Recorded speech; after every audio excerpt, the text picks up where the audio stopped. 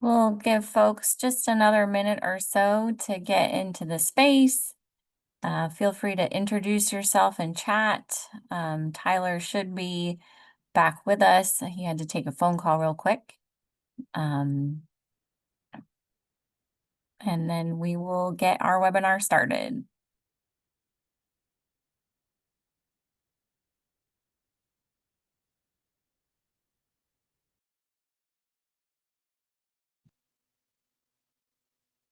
Hello, I'm back. Tyler.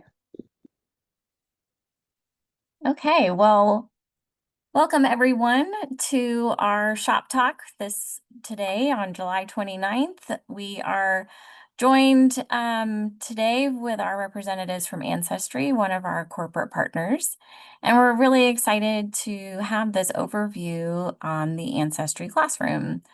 I am Joy Banks. I am the Executive Director for the Council of State Archivists and serving as your webinar host today. We have a pretty straightforward agenda for the webinar. We're welcoming you now, and then we'll get our overview with Tyler for Ancestry Classroom and have a time for question and answer at the end. We always also give you a preview of some of the things that are coming up on our COSA agenda. So with that, I would like to introduce you to Tyler Sterkel, Project Manager of Ancestry Classroom, and I will stop my screen share so you can get started, Tyler. Great. Okay, let me share. That's all right. It's a library, so it's not embarrassing. There we go. Okay, hi everyone. I am Tyler. Thanks for the introduction, Joy, and thanks for setting this up, Craig. That's how you get Ancestry. I am the product manager for institutional products at Ancestry. So that basically means things that we sell or give away to organizations as opposed to individual subscriptions. And for our purposes here, we're going to be talking about Ancestry Classroom, which is free to K-12 schools. And I'm also the manager of Ancestry Library Edition, Heritage Quest Online, and Ancestry Institution. And you're probably familiar with some of those. Some of you are customers for sure. And I can answer questions about all of those as well. But the focus today will be on Ancestry Classroom, the free product. I'm really excited to be in this job. It checks a lot of my boxes personally and professionally. And I've been doing kind of, similar work for a very long time in other industries, most notably in the museum tech world as well. I've been doing this job for about 10 years, almost 10 now, and I hope and I like it a lot. So I'm happy to be here talking to you all. So Ancestry Classroom, you may be familiar with it, you may not be. It's sometimes a challenge to figure out about it, but that's one of the motivations to talk to you all. So it's free to any K-12 school, any like public, private, religious, large, small, whatever. But it is not free to post-secondary institutions, and we can't give it to homeschools. They for legal reasons mostly. It's a very simple sign-up form. I can show that later if you want to see it. It's really simple. And it's access to all of Ancestry's records. It's basically the World Explorer tier of Ancestry subscription. It's the full complement of all the records. It also includes newspapers.com, the basic subscription tier, as it's called. Fold3.com is also included. That's Ancestry's specialized military site. And there are a lot of free resources available as well. I can show some of those later. It's if you go to ancestryclassroom.com/K12, everything at that K12 path, that's all free free sites. That's where the sign-up form is. And there's an enormous amount of free resources that I've been collecting over the years. Most notably, the thing on the resources page is the Family History Starter Kit, which is a series of Google Docs that we created in conjunction with an educator, a consultant, and educators are free to use those, make copies, modify them, etc. So doing family history in the classroom can be very challenging and fraught with issues for a number of reasons that I definitely want to get into. So student privacy is a really big deal, obviously. Ancestry Classroom works in exactly the same way as the library accounts work. The access is via IP authentication. So the only hard question on the sign-up form is the external IP addresses for the school. And whoever does the sign-up, teacher or administrator, will probably need to go ask someone for that. And then when we see traffic coming in from an approved IP address, we allow them access to Ancestry Classroom. And the library products, they work more or less the same way. Now, because the account holder is the school or the institution, there are no personal accounts.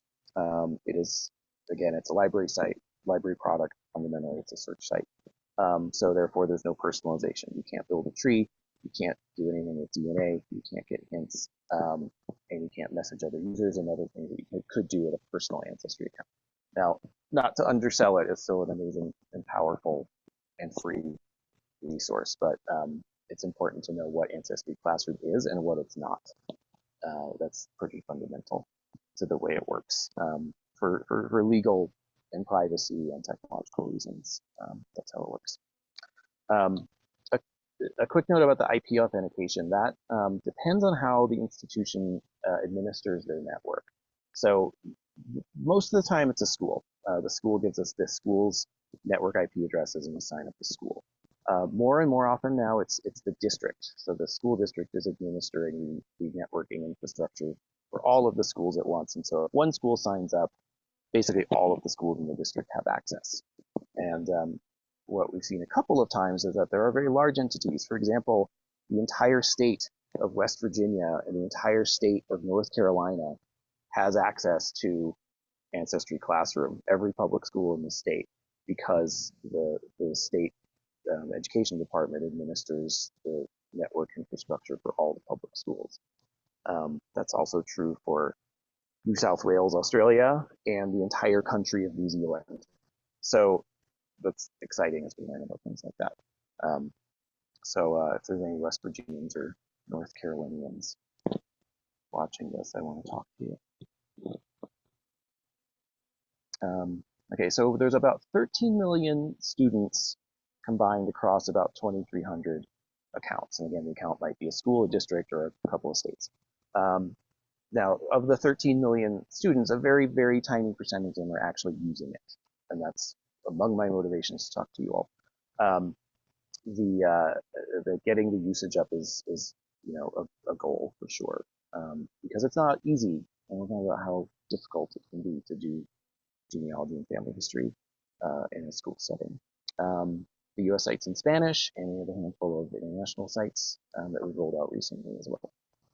And then in green on the bottom there, the fundamental guiding principle here is that when students see themselves represented in history, they believe that they can make history, that they're a part of it. They understand that like this is not an abstract thing, that people make decisions every day, including the students that are a part of what makes history exist. So today we will look at some tools, techniques, sources about doing genealogy in this setting in school. There is value to doing this, of course. I think everybody understands that, but there are also serious risks that can be mitigated in doing this. So, you know, at the end of the day, it's about personally connecting students to history, so it is not just abstract facts. So for the purposes of this, the way I've structured this discussion, I'm going to draw a distinction between genealogy and family history. Usually we use the terms interchangeably, but I think it's useful to think about genealogy as kind of the names, dates, locations, the family tree, structure, identity, and relationships fundamentally. The kind of like the baseball card sort of information about people in the past. Family history, on the other hand, the way I'm going to use the term, is more in depth. It's the stories between the facts. It's the context, the real meat, and the kind. To me, the reason why you would do this in a classroom. Nobody's tree is going to be on the test. Nobody's family is on the state standard anywhere. But the context and the events in which they lived, that does need to be taught. And by connecting people, individual people, ideally ancestors to the larger stories that need to be in the curriculum, that can be really powerful. So I have a couple of examples that I've acquired from educators over the years. So first, genealogy. Do your own family history research about yourself.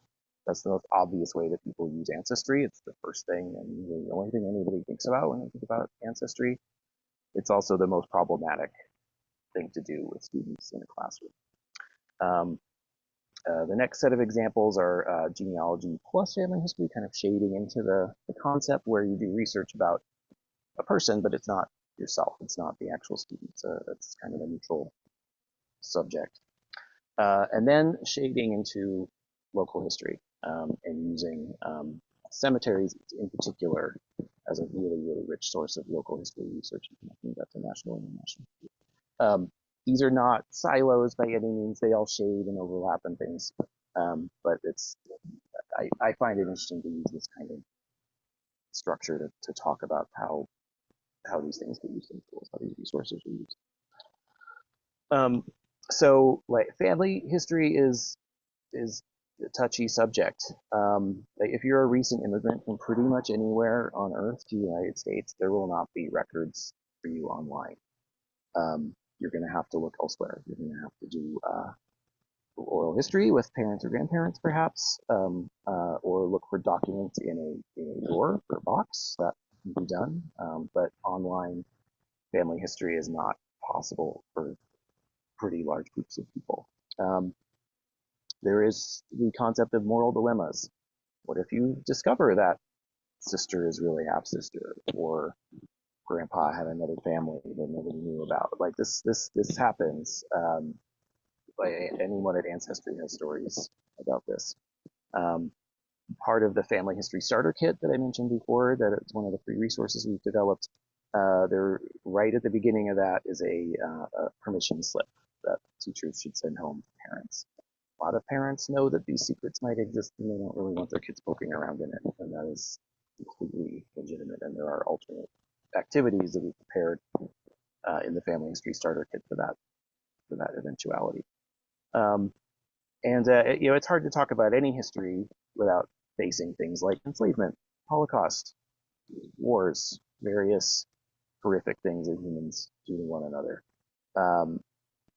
When you do it with a personalized focus by using family history, it gets even more intense. And we have a formal partnership with Basic History and ourselves. It's a nationwide, actually international education organization that has very good curriculum around like some of these enslavement, Holocaust, immigration, most specifically.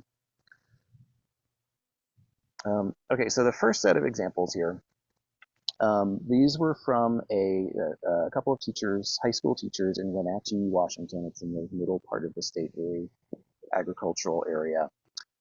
It was an elective for seniors, U.S. immigration history, teaching history through genealogy. The first part of the course, students research their own family. As you may imagine, people being different, families being different, and this country being extremely diverse, the students' projects were very diverse. These are just screenshots from their final videos that two of the students made. And I think these are two of maybe the most stark different examples that I saw. So the student up top, she got an AncestryClassroom.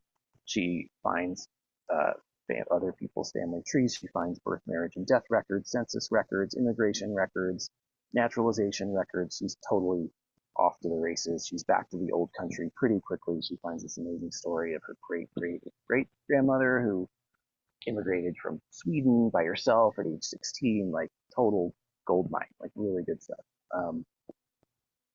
The student down below, her father immigrated, walked over the border from Mexico illegally. She said that explicitly in her presentation. This was 2 years ago. I don't think she would or should say something like that in a school project today. There are no like her family history, at least this very important part of her family history, her family's immigration to the United States, is literally undocumented. She found a couple of documents in a like in a box at grandma's house, but she couldn't find like some of the most important ones. But she did do like great oral history interviews with her grandparents and her parents. And it was a excellent, perfectly like like perfectly acceptable presentation about her family's immigration history. But it was radically different from the top students, just given demographic realities. Brandon, the teacher, told me that one year, I think 28 of 32 students in the class were immigrants from Mexico or the children of immigrants from Mexico. So the bottom scenario is actually more common in his community than the top scenario. And so this requires an enormous amount of courage and flexibility from teachers because you don't know what you're going to find. Like some students are going to have a hard time and some students are going to have an easier time. And the teacher has to be kind of an expert in very different types of research in order to help these students achieve the goal of finding some kind of documentation of their family's immigration history. I'm not saying it shouldn't be done, but I think teachers have to be very well aware of what they're getting into when they start doing a project like this, like personal research in a classroom setting. Here's a similar one with a very different demographic situation. So this teacher, Jake, anyone in Alabama may be familiar with Mountain Brook, Alabama. My colleague from Alabama tells me it's kind of well known. This teacher, he teaches the Civil War through genealogy. And so he spends the first, I think, couple weeks of his Civil War unit in his class having them do research, original primary source research using lots of sources. He has these great YouTube videos he's made for his students, like walking them through how to connect all these sources. There's AncestryClassroom, Newspaper Filter, Find a Grave, the National Park Service, Soldiers and Sailors Database, American Battlefield Trust, the works. And you can get to the point where most students, I think almost all students in the class, can get to the point where they can find an ancestor, find their unit, track the unit through the Civil War to specific battles, use battlefield maps to find where their unit fought, and then use Google Maps and Google Street View to actually zoom in on the actual spot where their ancestor probably stood in the 1860s. And it's very cool and really powerful that he does this, and he says students come back to him, year after year. He's been doing this for, I don't know, at least 15 or 20 years, and like students come back to him all the time and say, like, this was so great, it changed my life, I'm really into my family story now, and I really appreciate things better, and I'll never forget it. So super powerful to connect your own family to the Civil War. But the demographics of Jake's school in Mountain Brook, Alabama are such that most students can do this. You can imagine there are many, many other schools in many, many other places where this would be impossible. Like Brandon and Becky in Wenatchee, Washington, are not going to be able to pull this off. And again, I don't think it's right or wrong one way or the other, but it's a matter of the teacher understanding the demographics of their school and what the likelihood of success is for students with this type of research. Another example, this was a Catholic school in Florida.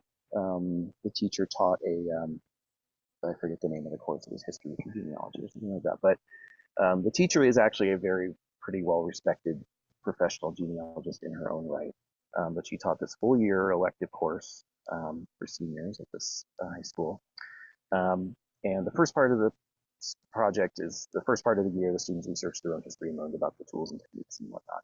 And then the second part, they did group work and they collaborated to research a third party, like a volunteer from the community who the teacher reached out to, and this was someone who agreed to be the subject of research. In this case, for the examples I collected here, this was the subject was Rosalind Wiseman. She's an author of some renowned of some nonfiction books about parenting and teenage sociology. And so this kind of concept is very similar to TV shows like Finding Your Roots or Who Do You Think You Are, in which there's a celebrity who was researched by experts, and then there's kind of a big reveal at the end of all of the what it is and things that the researchers found. And so this, as you can see, this was a formal presentation with slides and a stage, and students had to do, there's public speaking skills involved in this, in addition to all of the research. They had to distill their research, these small teams of students, they had to distill their research into a couple of minutes of a presentation that they presented to Rosalind Weissman and her parents who were in the audience for this event. And so, I like this because these students are really they're doing history. Like you do science in a science lab, you're actually doing what a professional does in the field, using documents in the way that a professional academic historian would. But to me, it's even more interesting than a science lab because you don't know what's going to happen. You don't know what you're going to find once you start doing this research. It might be easy. It might be very difficult. You might find things that you never expected to find. But I think that's the exciting part about it, and the students I think tend to agree that it's cool because it's original. And so all of this is in a way about personalizing history. So this is an example that's really stuck with me. I don't think I've been to the Holocaust Museum in Washington D.C. for 20 plus years, but I distinctly remember going in and being given a card. It's up to the little booklet, and this one person who's maybe your gender approximate age who lived through experienced the Holocaust in some way, and you get this little kind of biography of the person, and you literally carry it through your hands as you go through the exhibit, learning about these enormous events that changed the world, and they're truly horrible. And at the end, you find out what happened to the person that you've been carrying around, and so it reduces the abstraction of something that's just vast and unimaginable like the Holocaust, and it brings it down to 1%. So for lack of a better way of thinking about this, something is like macro, micro, macro. So like, okay, we're going to learn about the Great Depression, World War I, the Holocaust, whatever.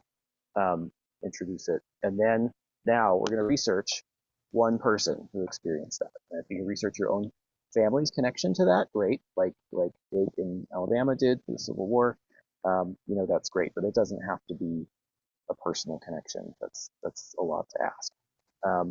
And so spend some amount of time researching, like doing original research on someone who experienced these vast historical events, and then zoom out again and teach what has to be taught about the Great Depression, World War I, Holocaust. So that is a very generalized technique that I think creates a real connection to an emotional connection to a large event that might seem very abstract, while also teaching research skills and primary source experience, primary sources. So shading into how these techniques can be used more locally, or connecting local stories to global stories. Like cemetery, I'm very excited about cemeteries nowadays. Like, first of all, they're everywhere. They're full of people. All those people have stories. All those people lived through events in the past. And if you're researching someone who's in a cemetery, it's probably original research. I mean, maybe their family has done some research before, but these are not famous people for the most part. And so it's an opportunity for students to do original research with primary sources. Almost everywhere has a cemetery. They're going to be local stories encountered once you start researching any other person in the cemetery. And by doing this kind of research, you also avoid some of the pitfalls and complexities and uncertainty of doing personal research, the moral hazards and whatnot that we discussed earlier. And there are a lot of examples of this, more and more all the time. The World War II Museum in New Orleans has a Normandy Academy program in which students research soldiers who fought in France in World War II. National History Day has been doing something called Silent Heroes for many years. It started out as a project where students would research World War II Pacific War veterans who were buried in the Punch Bowl Cemetery in Honolulu, and they've since expanded it to encompass Korea, Korean conflicts, veterans, and some other broader umbrella of the types of veterans that are researched. And then I want to talk a little bit about this project that's been going on in Columbus, Mississippi for over 20 years now, called Tales from the Crypt. It's research someone buried in the local cemetery in Columbus, and then, well, I'll get to that. So Chuck Yarborough, he's a hero of mine. He's been running that program in Columbus, Mississippi for a really long time, and he makes the point far more eloquently than I could about why do this, why research individuals, like everyday individuals who are in your local community. And I think this quote here, he's got so many good quotes, it was hard to pick one or even two to include in here. And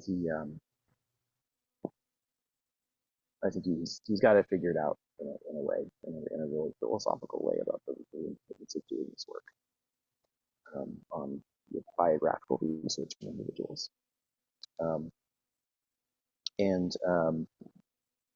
This is an example of one of the students. I think I can probably show it.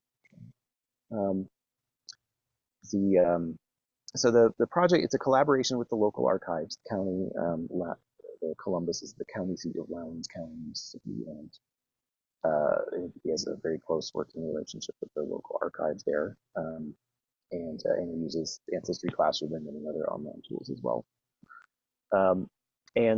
So Chuck, I think he just wanders around the cemetery with a clipboard every year and just picks graves and assigns students to research them. He doesn't always know anything about the person that the students are researching. And the students spend some time doing primary source original research on these people, connecting them to larger events, etc. And they write a paper about their person. And some of the students if they want to, they can audition to create a performance about the person or a story connected to their person. And so I'll show this video. It's 4 minutes long. I think it's pretty powerful. I like it. And so this student, she researched somebody named Blanny Mustin, but she's actually portraying Ida Betts and telling the story of someone else connected to Blanny Mustin. So you see that in the course of this research, she stumbled across a story connected to the grave she was to research, but she's not telling this person's story directly. And I don't think anyone knew when she started this research that she was going to find this story. I think this is going to work. Oh, here to offer your condolences, are you? Well, go on ahead. Tell me if you can't hear it. Console me. Here, I'll help you out. This sort of thing just happens. There's nothing anyone can do about it. You don't just stand there looking silly. Console me! Didn't you read the dispatch? Negro Henry Betts hung. On February 10th, 1910, my brother was hung behind the Lowndes County Courthouse. Some of you look unsettled by that information. You're shifting in your stance like you want to move along. But if I can wait 112 years to tell my story, surely you can spare a couple minutes to hear it. Like most African American families in late 19th, early 20th century Columbus, all 5 of us Betts kids would spend our Saturdays in Catfish Alley, and our Sundays at churches like Missionary Union, St. James Methodist, and Glen Chapel. We'd have our fun on Saturdays and pray for forgiveness on Sundays. Despite being 2 years my senior, my brother's maturity always lacked. Sitting on cramped church pews, I could always find him either in deep sleep or pulling at one of the church elders' hats. But I can never be too frustrated with him. After all, when you live in a place where the world assumes the worst in you from the moment you're born, family's all you got. Now, I'm not going to stand up in front of you folks and spin the lie that my brother was a saint. He confessed to killing J.W. Smith on September 18th, 1909. My brother was a lot of things, but a liar wasn't one of them. He cleared the names of all other suspects, telling the judge in great detail the cruelty of his crimes. After coming completely clean, why would he need to lie? So when my brother said that William Mustin, buried right over there, paid him $100 to slay Smith, I believed him.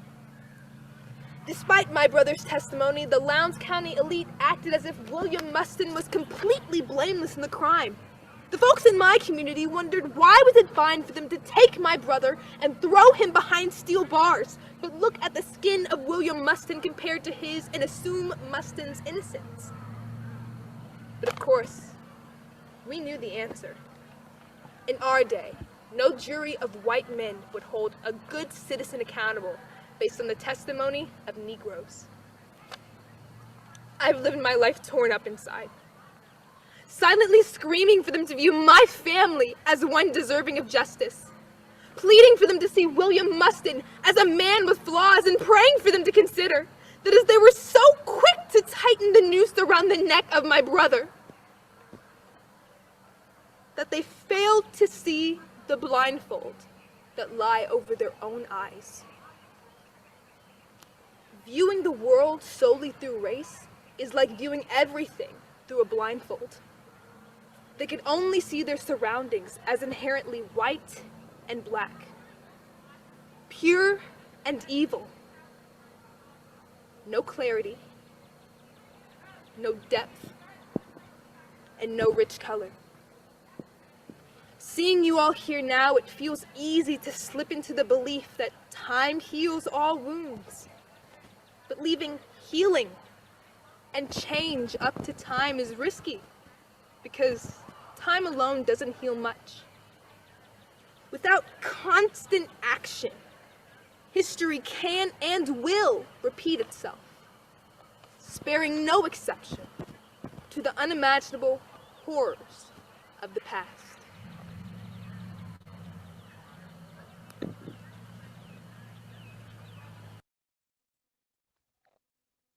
All right, so that's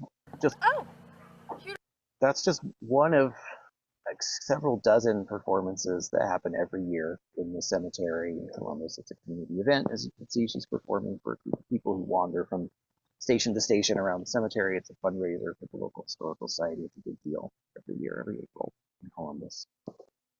So I like this for so many reasons, this kind of project. It's been imitated plenty. I've talked to Chuck about it, and he's happy for people to do this, to copy this concept.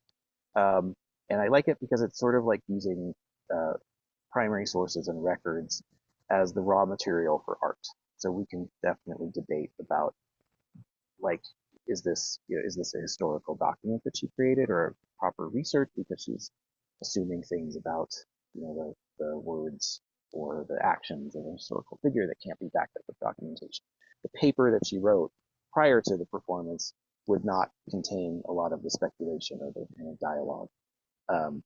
But using that research and those primary sources to create a work of art, literature, and theater, I think is just very, very cool. I'm a big fan of Chuck. His work. Oops.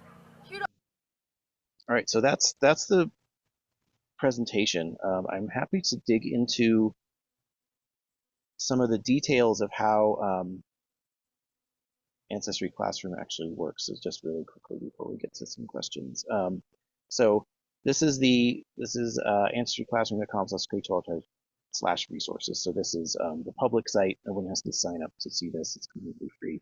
This is the Family History Starter Kit. Each one of these is a brief landing page with a couple of supporting resources, and each one of these is a Google Doc that can be copied and edited however the educator sees fit.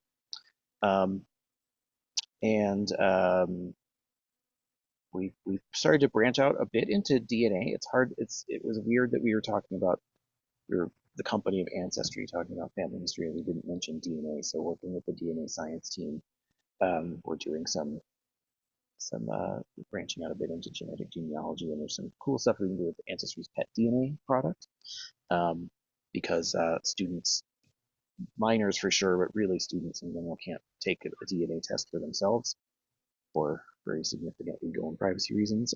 But dogs don't have privacy, so some teachers are using the dog DNA product for AP biology genetics lessons.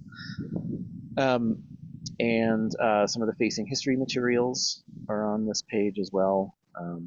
Just links out. And then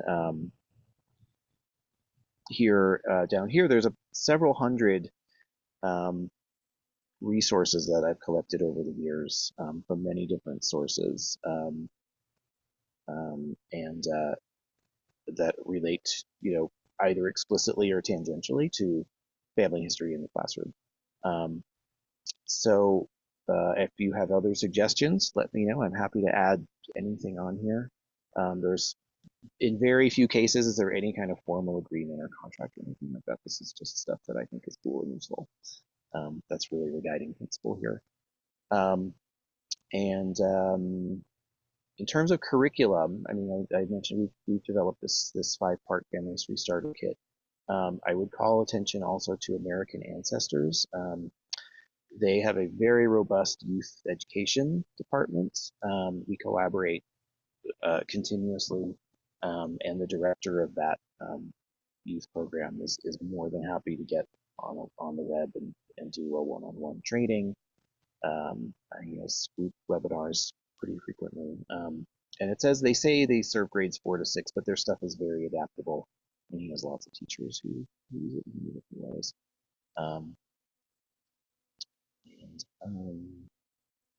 The sign-up form, there's significant legalese surrounding it, but it's pretty straightforward, and we are all totally compliant with COPPA and FERPA and everything like that.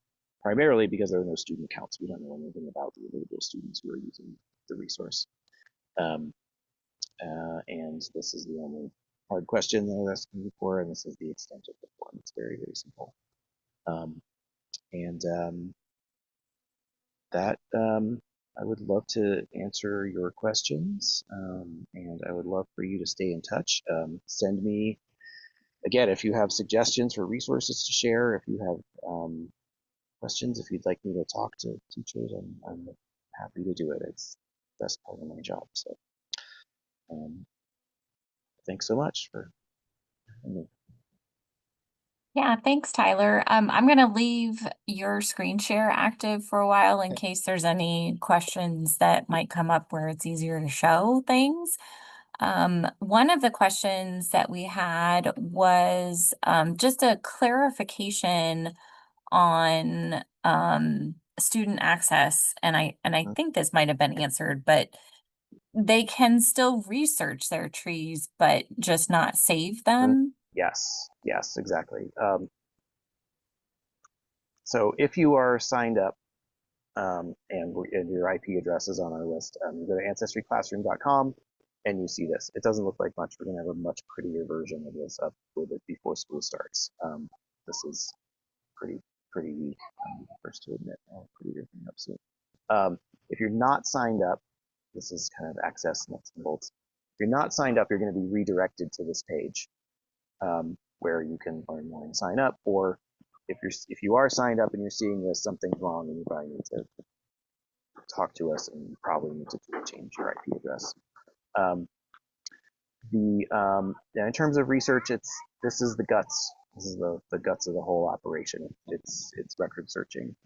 You can use the card catalog if you're familiar with Ancestry. The card catalog is here. It's a very powerful list of all of the collections. Like that's a filterable list. We have these charts and forms here too. This is in the logged in site, and there are ways to get to these from that resources page as well, the logged out public resources page. So this is a downloadable PDF. I mean, it's an editable PDF. You can type in it and do a pedigree chart here out to the great grandparent level. So yeah, there's no restriction on building a family tree necessarily. It's just that we can't, without personal accounts, you can't do it online with Ancestry. And there's some other useful PDFs here. These are all editable PDFs, so they can be used on a student's laptop, Chromebook, etc. Yeah, that's really great. It's bringing to mind childhood assignments for myself, doing a family tree, and this Mhm. seems a lot more involved than me sitting with my mom at our dining room table and her remembering as many people as possible. Mm-hmm, hmm. Yeah, you don't have to rely on the memory quite so much, or you can build off the memory. Like, great Hmm. grandma's name was June. What was it? You can use some techniques here and figure that out. Um, Yeah. we're going to change this. Ancestry changed the search mechanism a bit recently. We're going to use the new Ancestry search, which I think is good. Some people might get, but I think it's a lot more robust than this. But um, I'm not going to go through and demo searching on Ancestry because it works the same as it does on every other Ancestry product. I think this audience gets that Okay. by feeling, but I'm happy to get go as deep as anybody needs to. So one of the other questions that we have is whether or not Ancestry is able to see what records are particularly popular or accessed by Um, students. that's an excellent question, and I would love to know that, and I'm working on it. It's possible. It's definitely possible. The analytics is in flux right now, kind of company wide, and so we're working on that. But the short answer is yes, but not reliably right now. Yeah, I would imagine that that would be useful to know from our archivists and keepers of primary Hmm. sources Hmm. as Yeah, for so sure. that they can focus on things. Yeah, yeah. So the content team that my colleague Craig works on, like when they sign deals with archives for record collections that end up on Ancestry, there is a portal, a reporting tool that shows those partners whether they're specifically their collections have been accessed and how often. Mm. Not really broken out by classroom versus library versus whatever, but that's been high on my list for a long time to get that kind of analytics and metrics sorted out. Yeah, that would be really interesting. Yeah. This is the new homepage, by the way. It's going to be 1,000% better in my Oh, opinion. very nice. It's the Yeah. same stuff. It's basically quick links to different types of records and little explanations of what those types of records are. Mhm. So our next question is why might a school district decline to sign up for this service and what might be your response to those Yeah, concerns? yeah. I think that I know that some are very concerned about student privacy, um, and so I've even received like kind of boilerplate forms that they send to all of their software and technology providers asking about, all of our policies and procedures and everything about student privacy. And I just reply and say, this is not an issue. We don't even have to fill out this form. Usually that works, but sometimes there's a form that has to be filled out and we can't really do that. It's like we don't really have the bandwidth to be filling out these 12-page privacy forms um, for every student, for every school account.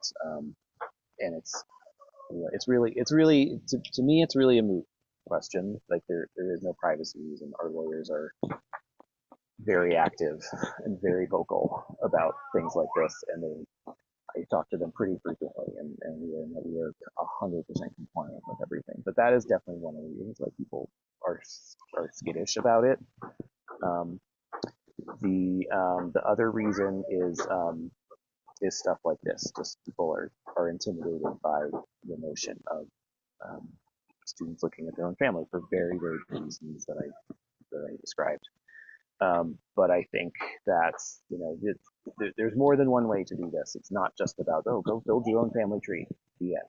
Like using these like fundamentally what we have is 60 plus billion primary sources that you can use for anything. They're primary sources about individuals, and so they lend themselves to specific types of research that goes way beyond just building your own family tree about yourself.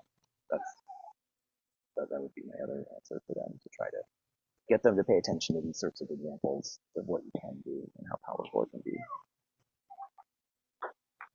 Yeah, one of the things I found myself thinking of in some of these local history story examples was whether or not you know of any instances where there was an accidental family link discovered Mm. in the random selection of a grave site or something like that.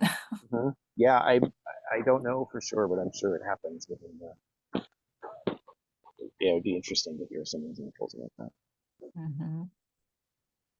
I mean, DNA students can't take DNA. Even if they're 18, they can't really take DNA because if the teacher, like some we've had biology teachers ask us for DNA kits for their schools, and the lawyers said no because even if the teacher says this is free, it's totally optional.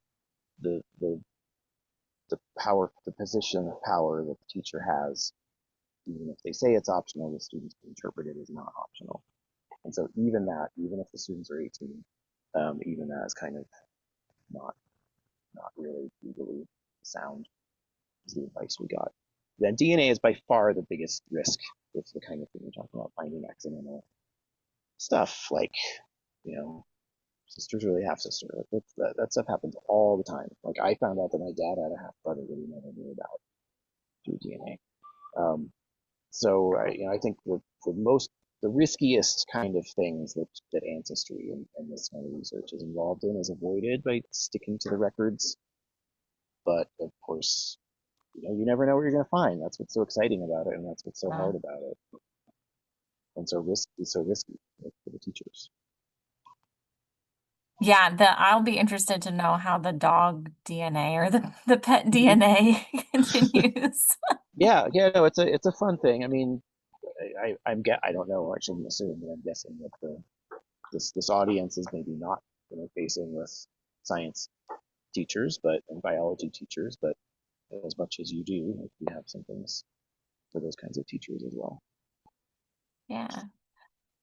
We'll wait another couple minute or so to see if any other questions come in. I don't know, Tyler, if there's something else that you forgot about or came to mind as you were Mm-hmm. talking and thinking about this. Hey, this covers it at a pretty high level. One thing that is challenging that I hear a lot is cursive writing. The um, like the census records, even through 1950, are handwritten. They're indexed. You can read the index, but if you're going to do this research properly, you need to look at the image and understand all of the nuances and things that are not called out in the index necessarily. So yeah, handwriting's a problem. On the logged in homepage, there's some links to some Ancestry and some external third party like handwriting tutorials. Oh, interesting. Cursive isn't taught anymore, although that's changing. There's a couple of states that are now starting to mandate cursive writing again, which I think I'm all in favor of. I think there's a sort of hand-eye coordination that you develop by writing properly with a pen or Mm-hmm. pencil, that you're never going to get from just typing. A certain like carefulness that you can learn by learning how to write properly, and it opens up historical research, which is exciting to at least a couple of kids, I'm sure. Yes. My nieces who are newly adults at this point often make a distinction between new cursive and old cursive Mm-hmm. Mm-hmm. and have a Yeah, preference towards new cursive. yeah, for sure, and even with like looking through pages of census documents, for example, you can tell when there's a new hand involved. Some of them Hmm. are perfectly clear, and some of them are a mess. Yeah. So one more question for you before we close up. Are there any AI tools that have been used Ah, or been discussed as part of Classroom? yeah. Some of the AI stuff that Ancestry uses generally find their way into this, and is because fundamental experience of AncestryClassroom is searching ancestry records and looking at indexes. The indices have been created with AI and machine learning to various degrees, and they're getting refined, over time as the tools evolve. The handwriting recognition was done through a machine learning model for the 1950 census that worked better than anybody thought. So those indexes that have been pulled out are really pretty accurate. Um, AncestryClassroom gets the benefit of a lot of stuff that Ancestry just does generally. Specifically, there's not really anything on the roadmap specifically for AncestryClassroom, but there are some things coming out in the consumer product around like an AI-driven kind of record narration feature, where we'll just kind of summarize the record in like a paragraph in plain text, and that will probably eventually show up in the Ancestry Classroom experience as you look at records on record pages. There's some things we can do. There's Pro Tools is a new subscription tier for Ancestry on the consumer side, and there's some of those things that make find their way into Classroom. Yeah, I don't have anything specific right now, but it's, as Ancestry evolves in that direction, we're going to get a lot of the benefits and the library products too, for the same reasons. Yeah, that's all really exciting. And I expect we'll be approached with caution, just as some of the privacy considerations for this have been made. So, well, Yep. thank you, Tyler. I'm gonna switch back to my screen so that we can close out this Shop Talk webinar with everyone. I really do appreciate you sharing your information and enthusiasm for Ancestry Classroom. I certainly learned a lot, and I know our audience probably did as well. Ancestry is one of our longest running corporate partners, and we always do appreciate the relationship that we've had and learning from each other through all of this. Just a few reminders for our audience that we do have our final in a 3-part series of a Siri Preservica education workshop that we've been doing. And this last workshop is going to be on the impact of AI and transferring Teams and Outlook through that process. So please join us on August 28th. We also have a number of working groups. Our COSA annual business meeting is coming up on August 7th, which is open to everyone. We hope that you'll join us for an update on all of the exciting things that COSA is up to and looking forward to the next 12 months. A reminder that our annual meeting is also coming up in Salt Lake City in September, and we welcome registrations for that. You can still take advantage of our advanced rate pricing to save a little bit of money, and let us know if you have any questions. And as always, you can reach out to us at any point on our website, Facebook, and we'll be posting this recording alongside all of our others on YouTube. Tyler, I'm sure that folks will be interested in your slide deck, so we can hopefully share that as well. Yep. And then if you would like us to distribute your contact information for individuals, we could also make sure that folks have that so they can be in touch with you. Yeah, that would be great. Great. So thank you everyone for coming, and we hope that you have a fantastic rest of your day. Great. Thanks everyone. Appreciate it.